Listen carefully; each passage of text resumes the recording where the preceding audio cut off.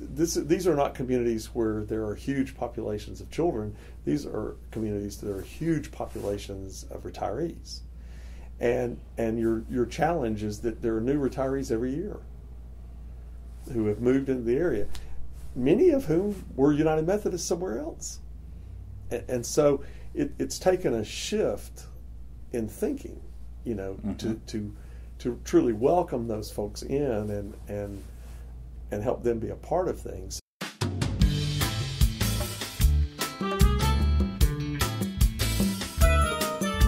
Hello, this is Pastor Terry Goodman, and I want to welcome you to the Wesleyan Connection. This podcast is primarily for the clergy and laity of the Holston Annual Conference. Join with me now as I take a look around the Connection and share some of the things happening in the churches of our annual conference.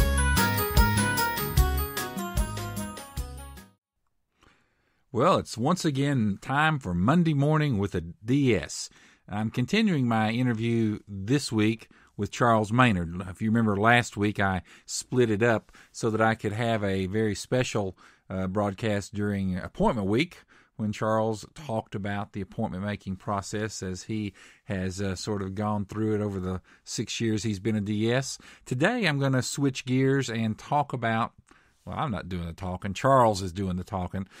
He's going to talk about the Maryville District, and he's going to talk about some specific ministries. We'll talk about the Hispanic ministries. We'll talk about the fire in Gatlinburg. We'll talk about how some churches are growing in a way that perhaps we wouldn't anticipate growth coming. And we're also going to talk about a Sudanese congregation that I'd read about but had never really heard very much about. So I hope you enjoy this interview today as you sort of get a picture of the Maryville District in big chunks, maybe an overview kind of picture of what the Maryville District is all about. So enjoy, and thanks for listening, and come back next week for another interview. Haven't decided which DS I'll put up then, but there'll be another one up next Monday at 8 o'clock. But right now, enjoy this conversation with Charles Maynard. I'm here this afternoon with Charles Maynard. What's your official title? What is the question I've been putting it to the other folks is, what is the cog that you are in the greater cog work of the annual conference? How do you make the conference turn and work? I am the District Superintendent of the Maryville District, and so I work with 63 churches in 4 counties. Okay. When you think about which 4 counties, you're talking about Maryville and Sevier County? Sevier County, Blount County, yes. Which is Maryville, Loudoun County, most of Loudoun County. Oddly enough, Lenoir City is in Oak Ridge District, and then I remember that from my days in Oak Ridge. Monroe County. So those 4, and then we have 2 churches in Knox County and 1 church in Roane County. So we have little places dispersal. that. When you think of the counties that you've mentioned, what are some of the characteristics? Are you where I'm at in Big Stone up in Wise County? We are in a severe economic downturn. How would you describe the general region that your district covers? Well, you think my district is the Smokies, the mountains of East Tennessee, and so from Monroe County all the way up through Sevier County, and so our economy, a piece of our economy, is tourism. Okay, and so Gatlinburg, Pigeon Forge, Townsend, even Tellico Plains has a tourist economy to some extent that's based in the National Forest, where people go fish and see National Forest land. You can hunt, and there are other kinds of. We used to have a cabin down tourism in the Tellico Mountains. Back then, I wouldn't have thought of it as tourism. Well, but you have to think, you didn't actually live there the whole time. So I mean, there's that vacation population, I guess you'd say. Mm-hmm. So I think that's an interesting part of what this district has. Does that create special challenges or opportunities for the churches of this district? Oh, it creates both challenges and opportunities. One of the opportunities you have is you've got people who come who want to worship while they're away from home. The challenge is they're away from home, and so you'll see them this Sunday, and then you may never see them again. I'll give you an example. Campground has really worked on their ministry, and when I came on the district 6 years ago, their average attendance was low 20s. They're around 60 now, but a good 50% of those are tourists. And they'll have, on Christmas Eve, they'll have 100 people packed in that sanctuary on Christmas Eve, and most of them will be tourists. So they've really worked at being better at welcoming people, but not just like, oh yeah, we're glad you're here. Not that kind of a welcome, but really, oh, well, where do you live? And oh, we've had somebody from Texas, and kind of really working at making a visitor to the area as opposed to a visitor to church. I think before there was a sense, and this is true in some other churches, there was a sense of, oh, well, if you're just visiting the area, we're not really interested in you. And I think they can sense that too. Yes. And I think I've seen that. I've seen it change at Campground. I've seen it change at Gatlinburg, West Valley. But then also the other opportunity and challenge is that a lot of our growth in those particular areas is with retirees.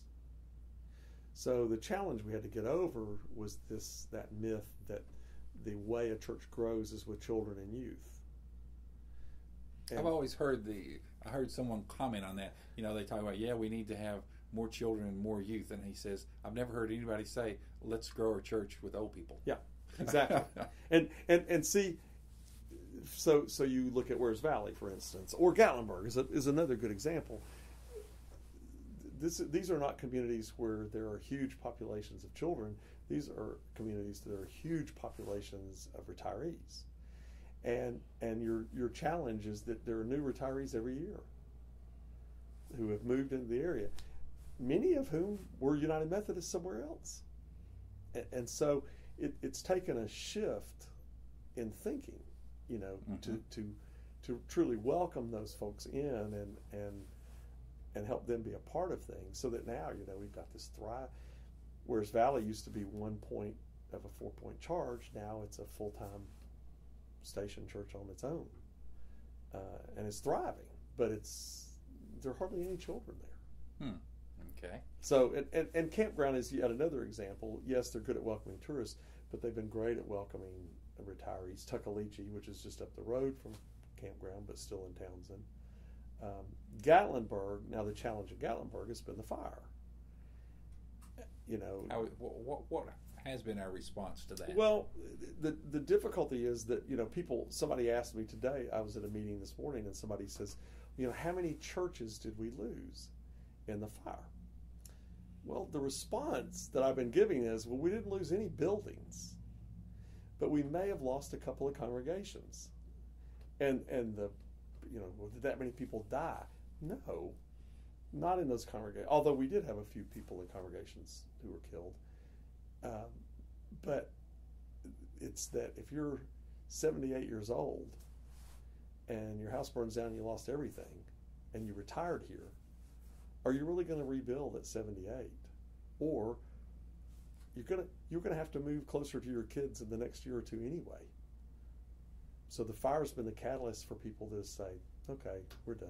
We're going to move away. And so we're struggling in a couple of places to have enough people. So in other words, we may have the building but not have the congregation anymore. Does that make sense? Makes now that's maybe a little too extreme. It's just it's. I don't think we're going to. I think we will continue to have a church in Gatlinburg. I think we'll continue to have a church in Pittman Center.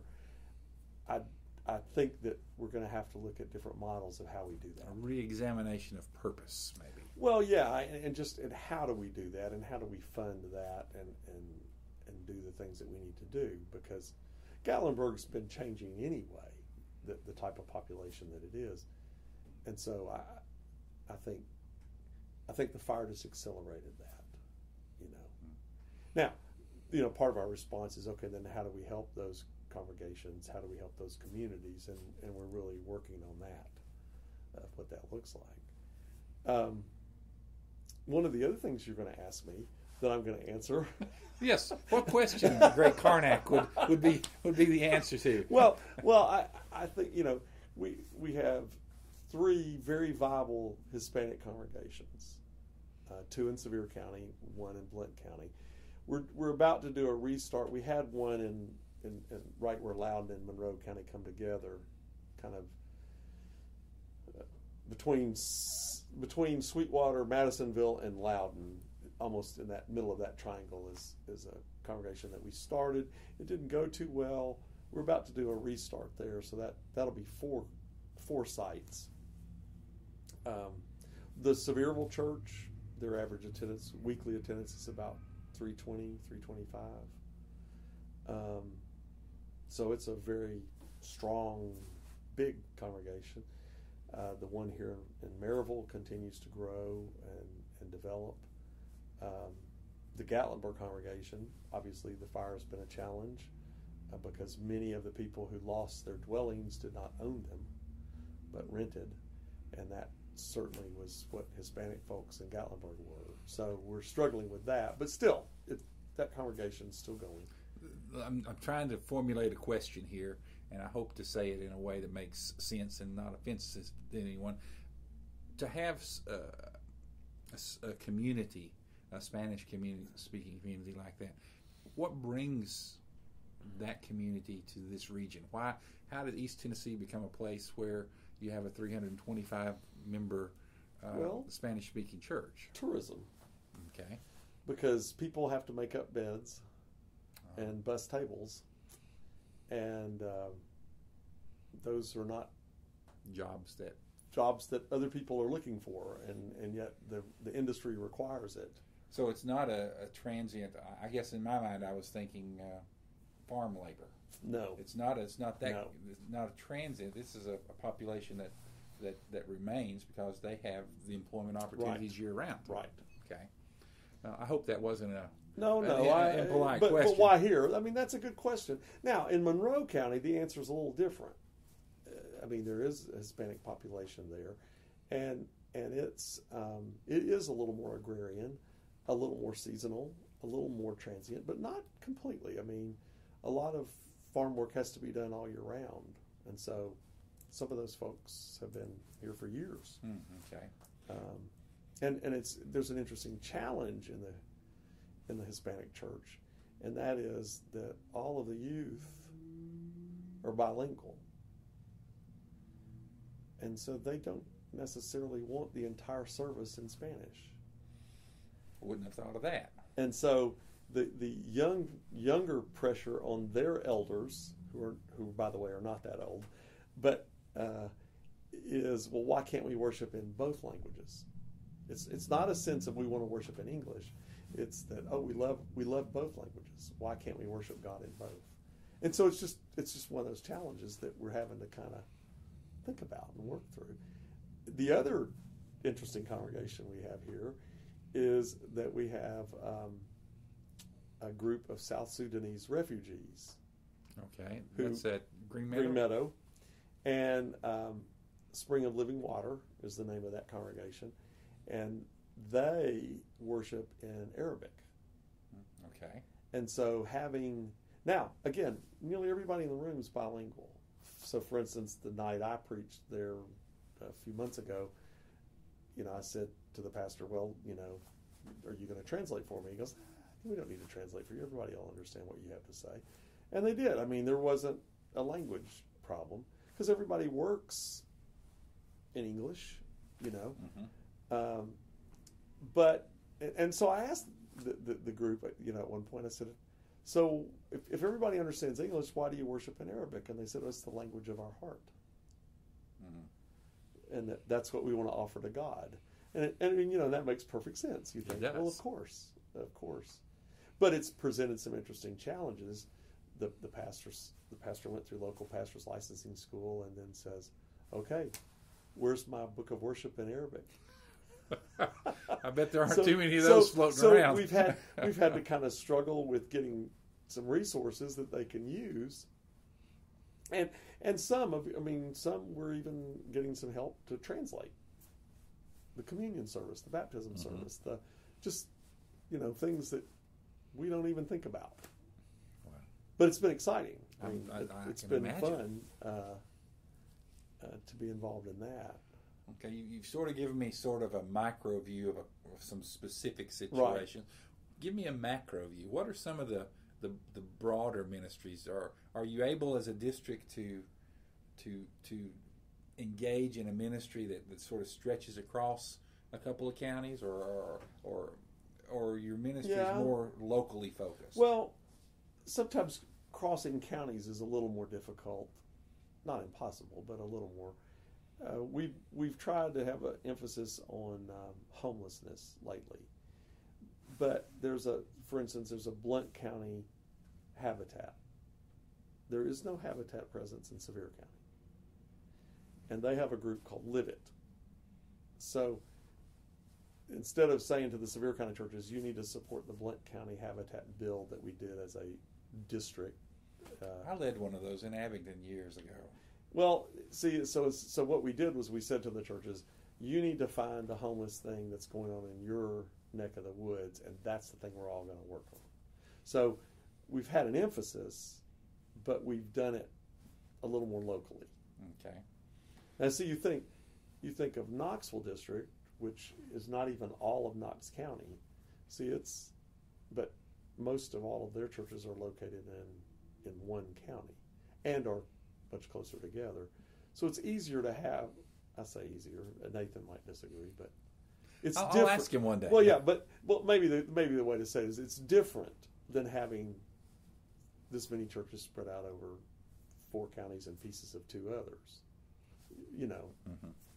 And so when you want to engage in school systems, in Blount County alone, there are 3 school systems: the county, Maryville City, and Alcoa City. So even that is a little bit of a challenge if you're going to engage in local schools, because you can't say, oh, well, here's who you call. Well, it depends on where you are as to who you call.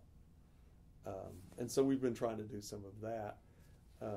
I think the conference's emphasis with children in poverty, our folks have really gotten into that. And our folks really, really are connected to Ishe and Asu, and the buckets are a big deal in this district.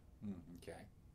And I think I heard Tom Hancock report today that the buckets are the same as last year. Their will do the same one they did last year. So the missions team is moving forward. So believe me, in this district, there's some churches that have been collecting stuff for their buckets since Thanksgiving, and they'll be ready when we start collecting. First year I was here, I think we had around 930, and last year we had 1,400. How many years have you been at the Maryville District? 6. 6. Okay. It just feels like 20. It just feels like 20. Only 6. You only look like it's been 30.